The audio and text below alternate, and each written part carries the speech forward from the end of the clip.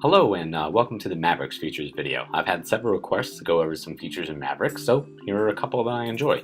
One of them is tabs in Finder. If you go ahead and open Finder and press the Command button as well as the T key, you will be able to open up several tabs which will aid you when you're starting to do some searching. So as I search for Mavericks here, I'm having to find a flyer that I sent out to students and staff.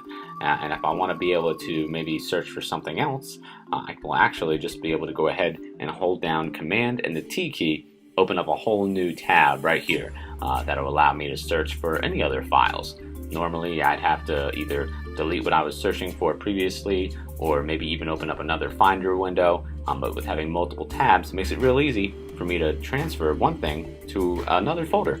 There I am just dragging that PowerPoint presentation over into the movies folder. It makes moving files around a lot easier. This is what it used to look like.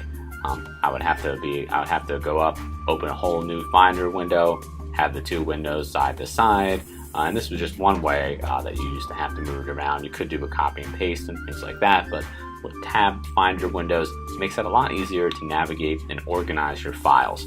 Really nice feature in Mavericks. Up next is Activity Monitor. We talked about it a little bit in the Mavericks trailer video, but if we open it up here, and you can get to it just by clicking up in Spotlight and typing in Activity Monitor, you can also find it in the Utilities folder under Applications. But from here, you can kind of see a list of all the applications. Click on the Information button. You can grab some statistics about the app, see how much memory the app is using while it's taking up, as well as its energy impact on your Mac. You can really get down to details about how much energy is being used by an app. Many people have issues with battery life, and by doing this, you can really kind of narrow down which apps are taking the most power from your Mac. It's a great way to help you manage your Mac's resources, whether it be battery or even just application and memory based usage. Good app. Up next is tagging files. This is something that you can do in Finder. Helps you organize your information a little bit better. So if we open up a Finder window, we're going to go over here into the documents, and if we, let's say here's our Mavericks pilot flyer that we looked at earlier. You just go ahead and click on it. You'll see this little, almost looks like a toggle switch, and you'll have tags. I have one I made earlier that I just named Mavericks, but to make one, all you have to do is type in any name that you like, hit the Enter key, and you can apply that to multiple different things. So I'm going to assign this Mavericks trailer video the Mavericks tag. That way I can easily find things. As I start to type in Mavericks here, you'll see it pop up. And if I search for it up in the Finder, you'll see it right here. I can sort by tags Mavericks, and there are the two items that I tagged with the word Mavericks. Very easy to find. Great way to help you navigate when you have a lot of files. Again, Mavericks brings more features to the table. These are some of the updates to Safari that you can find. If we go ahead, open up a window here in Safari. One of the nice ones here is that we have a password section in Preferences. A lot of people have difficulty remembering a password, and yes, you can find them in the keychain application, but this is a great way for Safari to remember your passwords, store them all in one place. And if I wanted to show you my passwords, I could do so just by clicking on Show. But nowadays we have so many passwords, some of them require capital letters. It can get very confusing.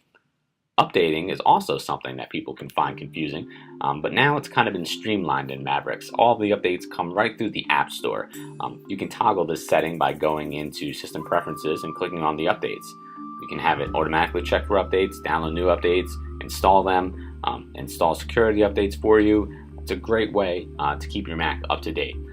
Your Mac will you'll get a little notification in the top right hand corner of the screen that'll pop up when there's an update.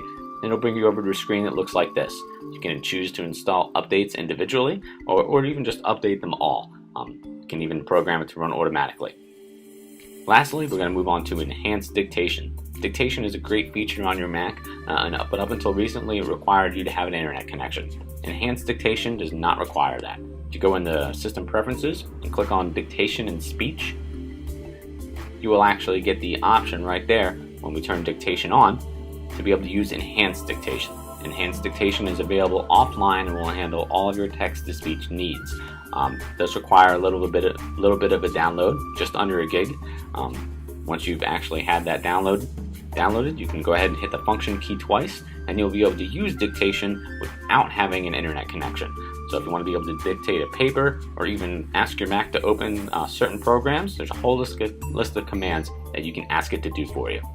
There's a lot of great features in Mavericks, and we'd love to hear what some of yours are. Send us an email.